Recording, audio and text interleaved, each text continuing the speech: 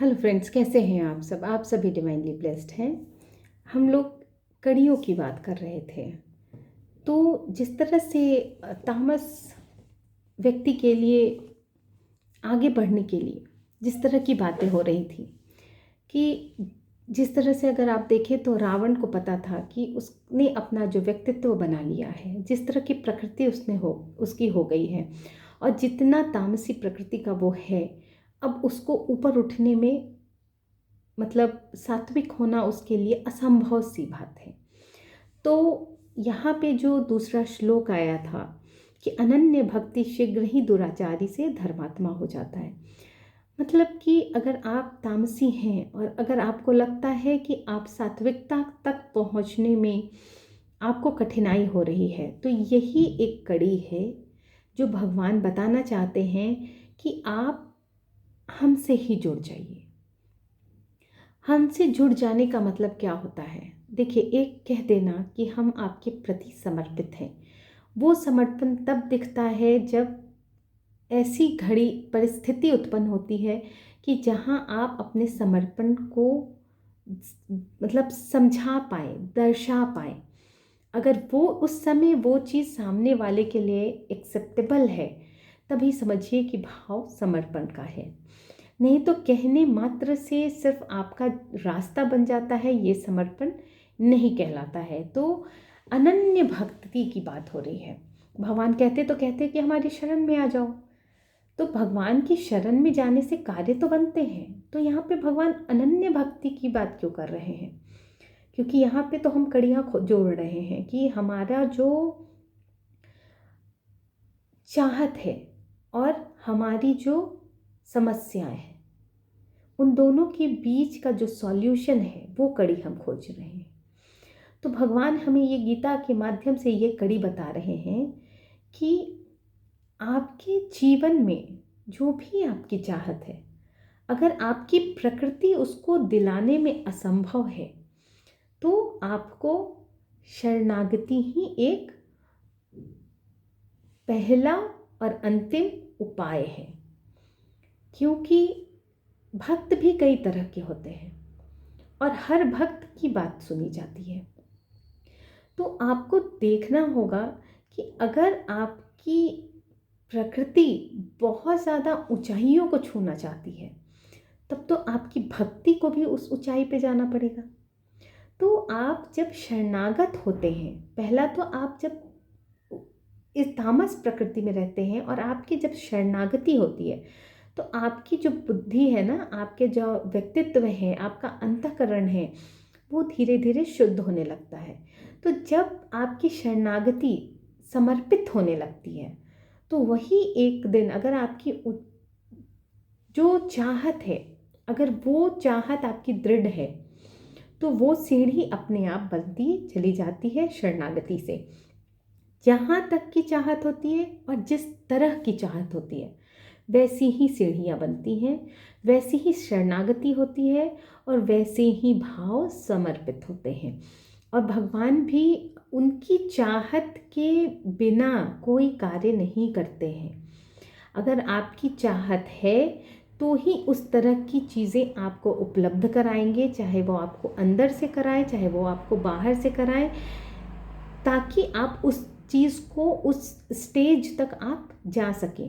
तो आपकी चाहत कितनी है, यहाँ पे भगवान वही बताना चाहते हैं कि अगर आपकी चाहत उत्तम की है और वो दृढ़ है, तो वो शरणागति अनन्य भक्ति में कन्वर्ट हो के ही रहेगी, कोई रोक नहीं सकता है।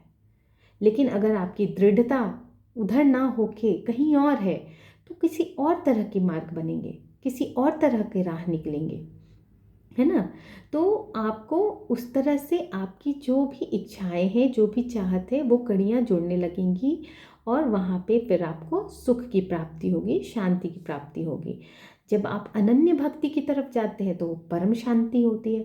जब आप सामाजिक अपने सांसारिक जीवन की तरफ जाते हैं, मटेरियलिस्टिक लाइफ की तरफ जाते हैं, तो कुछ क्षणों की सुख, कुछ क्षणों की शांति की प्राप्ति होती है। लेकिन ये आपके ही दृढ़ निश्चय के कारण होता है, क्योंकि आपका निश्चय क्या है, उसी के अकॉर्डिंग भगवान कार्य करते हैं। क्योंकि भगवान ने आपको उतनी चेतना, उतनी बुद्धि, आपको एक मशीन दे के रखा है। उस मशीन में अगर आप बहुत ज़्यादा, अगर आप बिल्कुल भी ऑयलिंग करने लायक भी नहीं हैं, तो भगवान की शरणागति से आप उसकी ऑयलिंग शुरू कर देंगे। और जहाँ तक आपका दृढ़ निश्चय है, वहाँ तक के आपकी कार्य किसी न किसी माध्यम से बनने लगेंगे।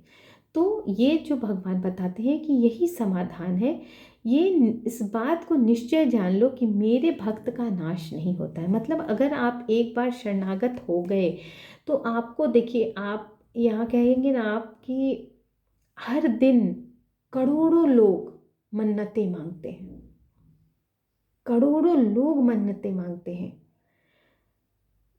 करोड़ भी कम होंगे। क्यों मांगते हैं?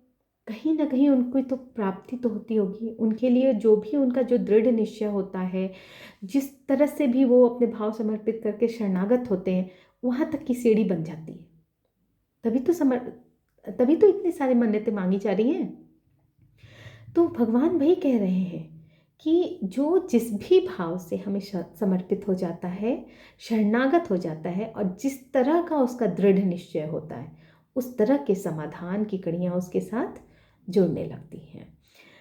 तो ये बहुत अच्छी चीज़ें, बहुत अच्छी बातें भगवान अपने गीता के माध्यम से हम लोगों को हर समस्या का समाधान और हमारे जीवन को उन्नत बनाने के लिए हर तरह के जो सुविधाएं हैं और हर तरह की जो कड़ियाँ हैं, वो स्वयं ही, मतलब वो प्रदान की हुई है।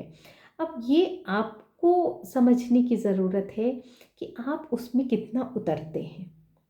आप अपनी ज़रूरत के हिसाब से, अगर आपको ज़रूरत है किसी चीज़ की, तो डेफिनेटली आप उस चीज़ को लेके आते हैं, उस चीज़ को पढ़ते हैं, उस चीज़ के अनुरूप कार्य करते हैं। लेकिन अगर आपकी इच्छा नहीं है, आपका दृढ़ निश्चय नहीं है, तो कहीं ना कहीं आप उस चीज़ को छोड़ देते हैं, आपकी प्रायोरिटी में वो चीज़ नहीं रह जाती है। तो भगवान का भी यही कहना है कि मैंने माध्यम भी दे रखे हैं, मैंने सीढ़ियाँ भी दे रखी हैं, मैंने आपको उपाय भी बता रखे हैं।